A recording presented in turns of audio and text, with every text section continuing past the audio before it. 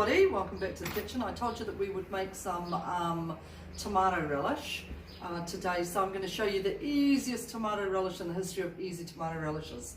Okay, now I have chopped up a kilo of tomatoes and I've chopped up 1.5 decent sized onions over here. So then I've just cut them up like that. And a lot of people now, I'm not even sure why they do it, but they put salt over top of it and let it soak for a few hours and then tip out the juice. I don't do that. I just haven't got time. So if I did that, I'd put salt over it and stick it in the fridge and forget it. And find it a couple of days later. So this is easier for me and it still works out and it's still okay. So I'm going to show you this way. If you want to salt it and let it sit for a bit, that's fine. Make sure you do it in a bowl that isn't corrosive, because you don't want the salt and the acid from the tomatoes to make it corrode and to have that metally taste or anything like that through your food. That'd be like it. So I've got my pot on. And I'm just going to tip in my tomatoes here, and I'm going to put in my onions as well, and I'm going to chuck everything all at once and just let it do its thing. So here's your recipe. Hope you've got your pen handy. A kilo of tomatoes, 1.5 big good sized onions. We're going to do a cup of brown sugar. Cup of brown sugar here. Maybe 3/4 of a cup. Don't press it down. Okay, that much into there. You can use white sugar. If you've got white sugar, that's all good. It'll just create a slightly different taste. That's okay. If you've got raw sugar, that's all fine.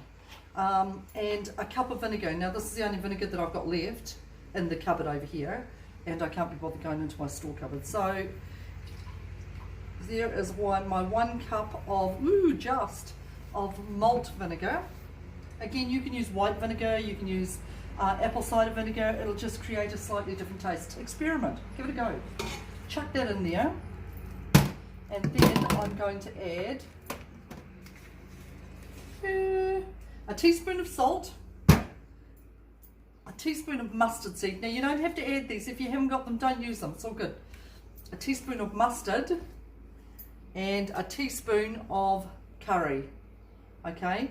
Curry, mustard, salt, and then I'm just going to chuck these in. And I'm also going to add some chili flakes, okay, because I like a little bit of a kick to it. You don't have to add that, okay? So these are optional extras, okay? The mustard seeds and the chili flakes are optional extras. The basis is mustard powder and curry powder and a little bit of salt. So let me do that. Teaspoon, teaspoon, teaspoon. Chuck it in here and let it cook off for a little bit, and I'll get back to you. So the tomatoes and the onions are cooking away quite nicely. They've been in there for about 10 minutes, and we want to, we want to just pulp it up really. We want to soften it up as much as possible. So just let it continue to do its thing.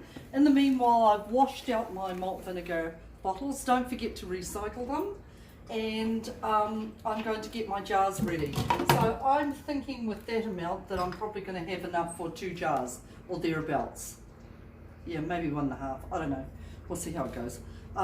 So it's always good practice to heat your jars, okay, and boil your lids. Remember, hot jars, hot relish or pickle, and hot lids means that it's going to be sterile and that you're not going to get any, it's not going to go off. Okay, and it's going to be good for you. It's going to last longer anyway. So let me put these in the oven. I'll make sure these are washed, give them a wash again, and boil these up. Put these in the oven on fan bake at 50 degrees. So you don't want it any hotter than that because it's going to crack your jars. Okay, so you just want to heat them enough to kill off any bacteria. So I'll get back to you soon. This has been boiling now for about half an hour. Remember, it's a small quantity, so it isn't taking too long. Any more than that, if you're going to make larger quantities, like 5 kilos of tomatoes and a big bag of onions and things like that, then it's going to take longer. So I like it short because it's quick.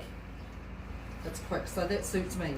So, and I've tried it as well. I tried it to see how it tasted, and that's good. I actually added the extra quarter of a cup of brown sugar to it because it was a bit vinegary, a little bit vinegary. And it's got a nice bit of a kick to it because I've added the chili seeds, chili flakes, which you don't have to add. My lids are boiling here. My jars are in the oven, heating up. And in here, I have got 2 teaspoons of corn flour with a little bit of water, enough to make it a little bit liquid. Okay, so I'm going to mix this up. Come and have a look. Stir at the same time. Don't leave it in the middle by itself, otherwise you're going to get a big clump, and then it's going to thicken up. Now you need to give it a few minutes just to cook off, okay, to cook off that that corn flour, and let it just simmer quietly in the pot. So that's it. So just give us a few minutes. See, that didn't take long, did it? That was like a no-brainer. Remember also that it's still quite high sugar content. So this is a condiment. So a spoonful of it served with roast beef or on a sandwich and things like that. It is not a stew. So don't be eating it because it's got a lot of sugar in it. Okay, so leave me to it and then I'll show you what it's like when we bottle it all up. All ready now. This is the time that you need to have everything ready. My jars are hot. My lids have boiled. I got a small jar just in case it was going to condense down to, you know, 1.5 jars. Yuck, that's hot. So, I've cooked it off and it's looking really, really good. How did it taste, Liz? Yeah, it tasted really good. Even with the chili. Yeah, and I'm a wuss for hot food. Just got a little bit of a kick to it. Not much. I've got my fabulous houdini. This one just sits on top because it's not too, it won't sit directly in the jar. You knew what I meant, didn't you? Right, and all I'm going to do is, I often use a roasting dish on the bench too, so that it doesn't spill everywhere. Makes clean up easier, and if you've got things like curry paste and turmeric and all the rest of it, you don't want that all over your bench, otherwise it'll stain it. Well, if it doesn't fill up all the way to the top, then that's the first one that, once it's cooled down, goes into the fridge and it gets eaten. Because the relish needs to be up to the top of the jar in order for it to be hot enough once it cools to suck down the lid and to seal it. Okay, so next important step is your clean wet cloth. Okay, you've got to wipe all that relish off the top. Now I'm just going to use a clean spoon. I'm going to put some of this relish into here to make sure it comes up to, so it's high enough. Okay, don't overstuff it, but just so it's high enough. And then you wipe it so that there's no relish on the jar, on the rim, so that the seal, the rubber seal here, I showed you before, is hot and it seals directly on. Okay, I don't know how you do that. I've done that so many times to try and put the lid on, and I can't do it like Mum.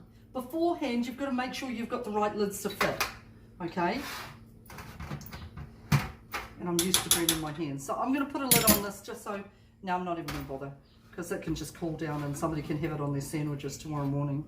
Okay, so if I had more time, I would have taken the labels off. But if you could just pretend that they're not there. Oh wow, look at that. Okay, so that is as simple as it gets. Those are our tomato relishes. So we did zucchini relish last time, we did tomato relish this time. I don't know what we're going to do next week. It'll be a surprise. Surprise. So that's it. That's us. Don't forget to do your recycling. Don't forget to start saving your jars, because now's the time that all the produce is coming online. It's going to be cheap as chips. Okay, that's when you start bottling and preparing everything and keeping everything for your food storage when things are cheap. Okay, you don't do it when strawberries are, you know, 20 bucks a kilo. That's just insane. You do it when they're, you know, a couple of bucks a kilo. That's what you do. Anyway, so that's us for today. I hope you guys are well. I hope you guys are safe. Have a great day and be good to each other. Ka kite.